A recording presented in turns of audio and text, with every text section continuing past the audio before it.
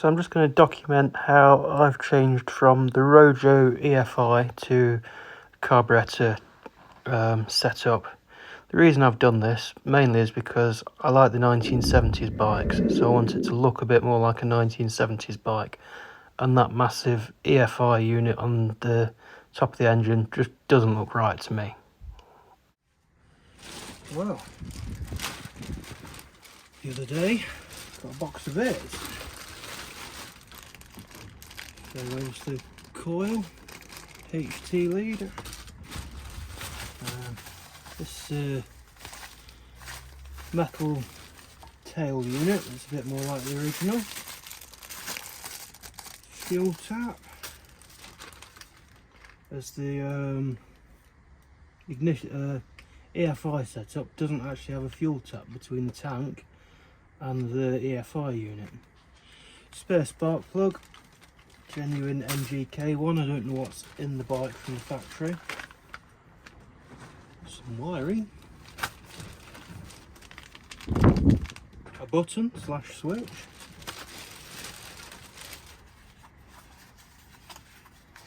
And a CDI unit.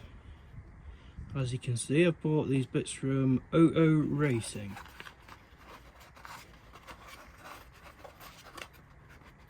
And I don't know why, but I bought, oh that's why, I just bought a real cheap one. So there's a carb spinner. That's so you can angle the carb whether you want it straight back or out to the side. That little spinner was off Wish for a couple of quid. And that whole unit I've already been through, that was not even 18 quid off eBay. And the whole point of it all is to get rid of that, get rid of the fuel pump, and go with the carburetor setup instead of the EFI. I want to do that mainly because it'll look a lot more like a 1970s bike.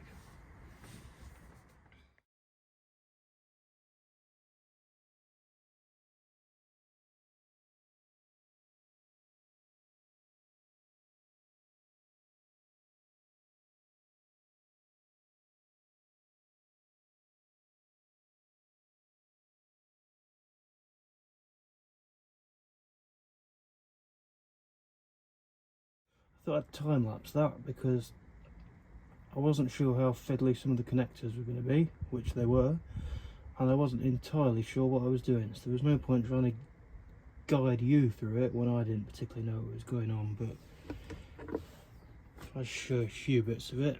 There's the fuel pipe that goes from the throttle body to the actual fuel pump. There's two little tabs on either side. You have to push in, then it will pull off the fuel pump.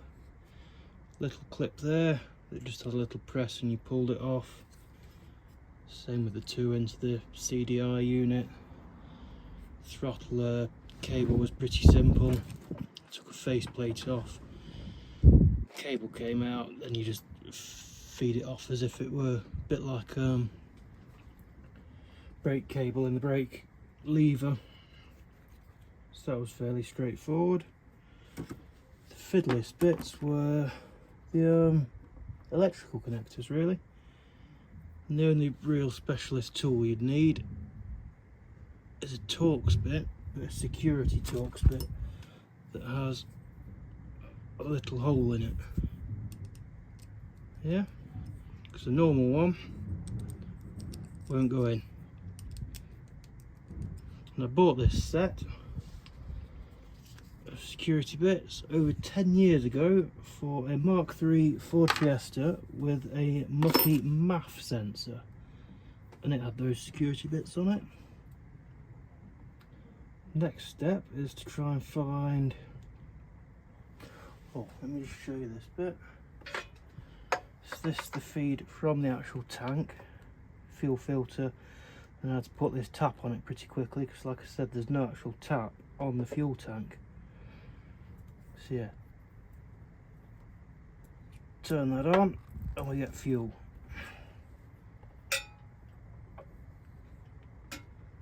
It's the wiring that came off that.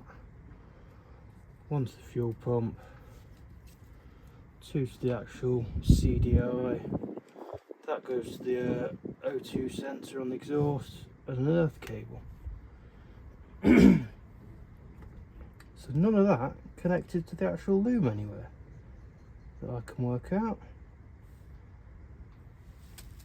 So it's going to be interesting finding where these bits connect in. Let's probably take the seat off. I'm not sure whether it's going to need the fuel tank out to see what wiring I've got under here. So I have a quick mock-up of the carb, and the throttle cable is going to hit. For purposes of today, just see if we can get the bike to run. Connected the fuel line up. Let's see if it's filled the float bowl. Sure has.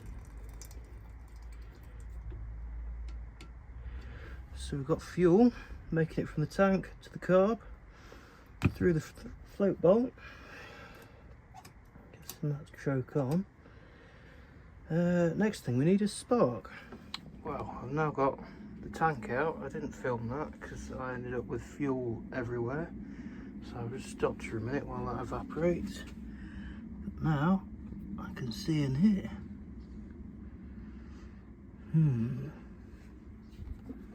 Hopefully, maybe that might be the main loom one I need to tap into. Still trying to work out which one's coils this side. There's some plastic box here. I wonder if that's some emissions nonsense on a bike that will do over 100 to the gallon. There's the fuel tank rubber. So yeah, still just waiting for the fuel to evaporate. I've disconnected the battery, that out of the way. So yeah, there was a air PCV valve, which is either to do with the crankcase pressure or emissions. There's a little bolt on the outside here that released a bracket, so I could get that out of the way. The other one to get off is the old coil, that square one. And it's just working out what wiring's what. Firstly, these two wires come out the side of the frame here and goes to the rear brake light switch. It's fairly easy. This multi-pin, I was panicking that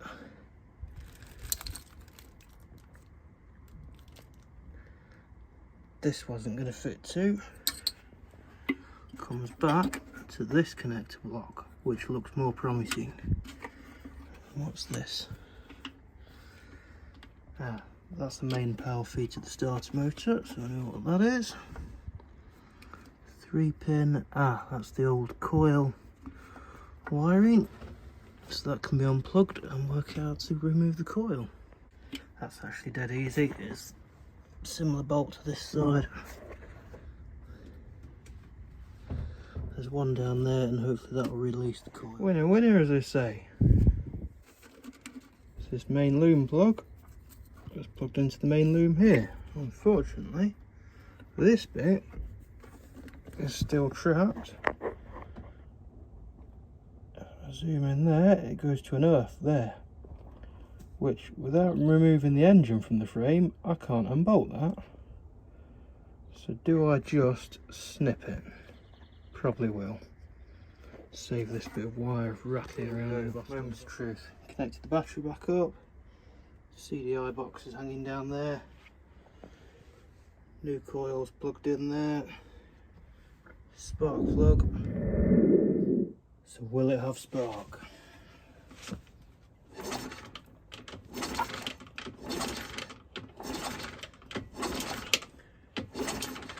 Hoping the video showed that up, but we've got spark. Here we go, moment's truth. Still got an auto headlight. Now I haven't got the throttle connected. I've just got a wire to hold, and I've only got what fuel's in the choke bowl. Here goes.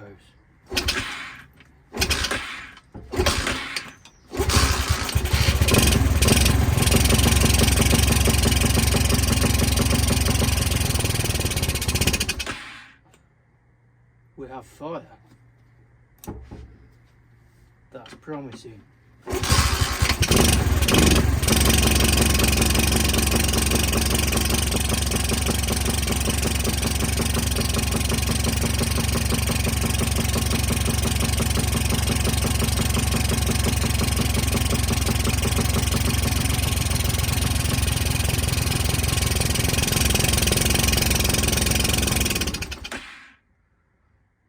Well, that's promising at least. That's really promising. It'll run. I'm hoping. Just hoping either the jets is too much for it, or I've not got it sealed here properly with the so I've just squashed an O-ring between the manifold and the head, which won't be ideal. It was just to get it to run and fire. We've successfully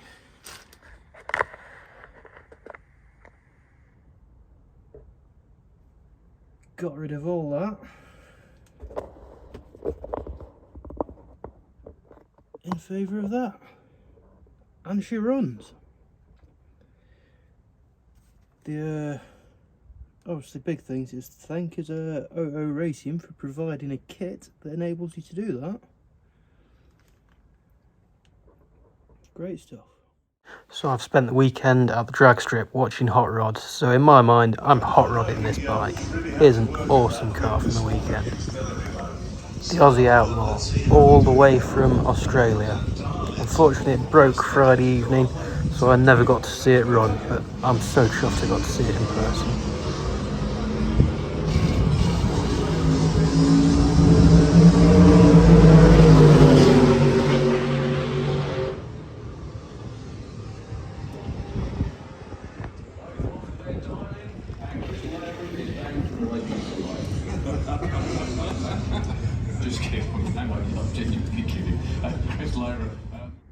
Didn't really film any of this, but it was fairly straightforward. 2 bolts at the top, 1 down here. As you can see, gets rid of this. Try not to fall over. This massive piece of plastic in favour of that. And I thought I'd just take a picture, then I thought maybe I'll just film it. Indicator wires.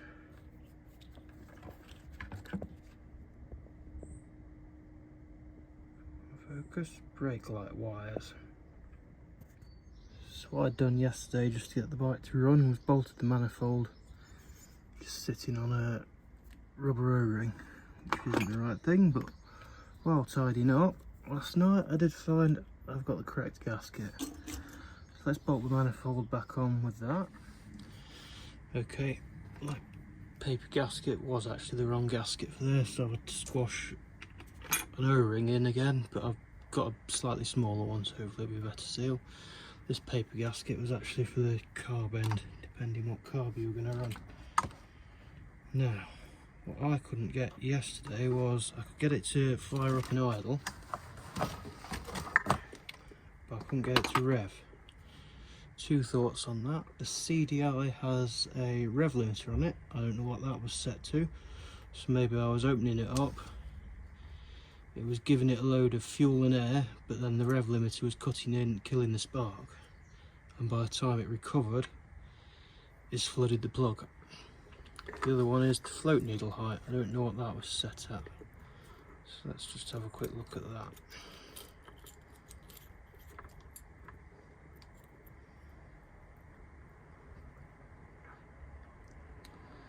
That's on the highest point. That holds the needle highest up in the carburetor, so as I'm opening it, it's giving it full fuel straight away. So what I do is this little clip, carefully slot it off without it pinging somewhere in the shed, and I'm going to move it up a couple of notches on the needle, put it all back together, see if that works any better. I don't know whether you'll be able to tell on this, but I've moved it up couple of notches. There's a little plastic washer, it sits under that, and I thought that might be a spacer to lift it up a bit, but it turns out if you look in the throttle slide, that little plastic washer sits in there anyway. so that sits flush down on there. Don't forget the spring clip. Try and line up that bit there. I'll show you in a second why. So there we go, I'll put that push down. See if we can use a screwdriver and turn it. There we go. Turn it back a touch actually. And that's so throttle cable sits in there, then sits at the side of that spring clip. Does that make sense? I showed this on a different video, but obviously it sits through the top of the carburetor cap. An awkward spring you've got to try and hold down while you then feed this into your throttle slide, release the spring. See, this throttle cable is a bit too long. That spring should already be tight, but it's just literally one I had lying around the throttle cable. Oh, still some fuel in the carb. Yep, pour fuel everywhere. Let's try it from this side. So obviously sits in here, you got to watch. You got one side that's got just a locating pin, and this side, the one down there, is the throttle idle adjustment. So on your throttle slide, you got the locating side, which is just that gap. And the idle adjustment sits on that sloped edge. So there's only one way that can go in. If you get it 180 degrees out, your fuel everywhere again. Engine won't run right. It'll probably start fast idling as soon as you fire it up. There we go, that's that back on.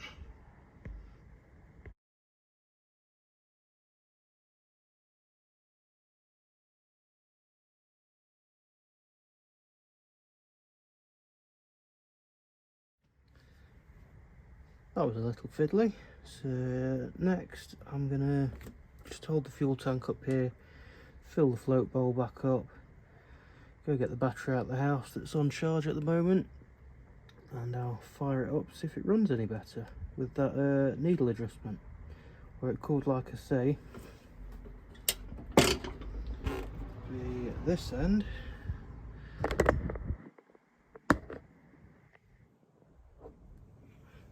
So why don't I just unplug it? Be a whole lot easier.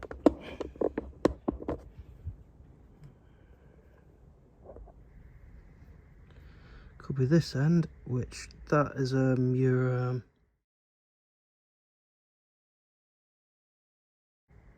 rev limiter. That's your rev limiter. So basically leave them disconnected and it'll rev to whatever it'll rev.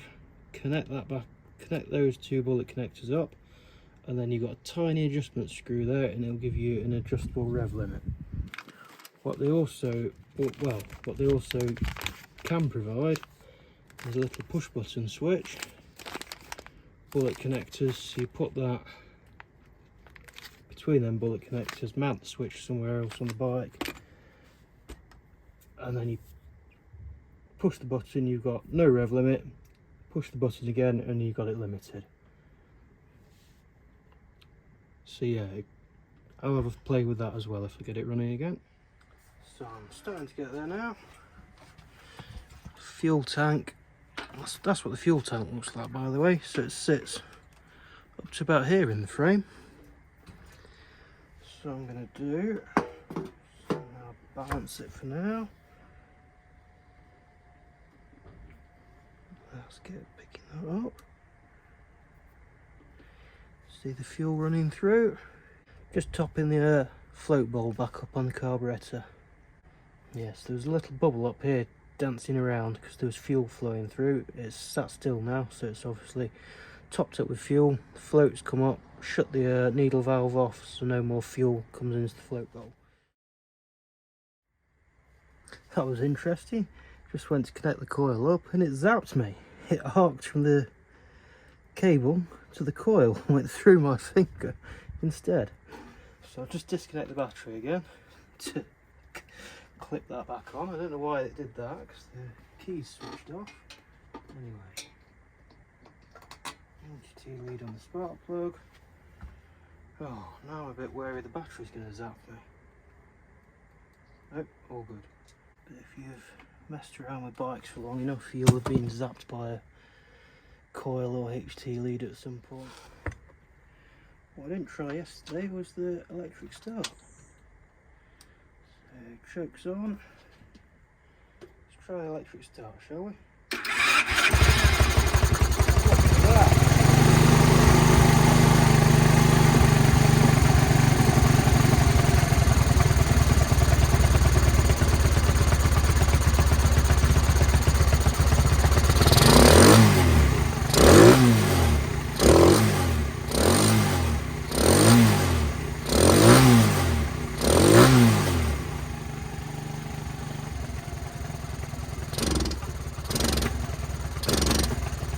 That's what it was.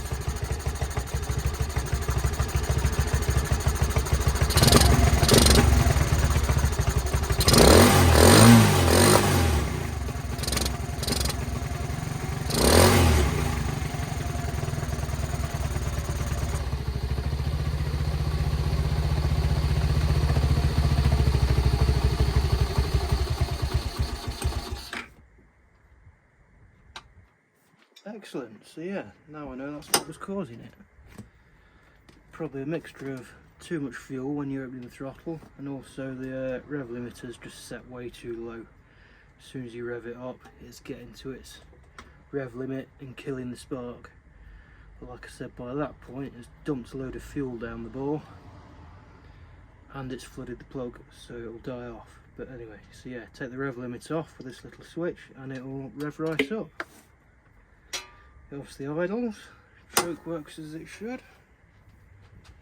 Even the back light came on to begin with, but then I think it rattled around and the wires weren't a great fit, so they came loose. But yeah, a lot more chuffed with that. I can concentrate on mounting the coil, tidying up the wiring, getting the fuel tank back in, sorting out a correct throttle cable for it. Yeah, excellent.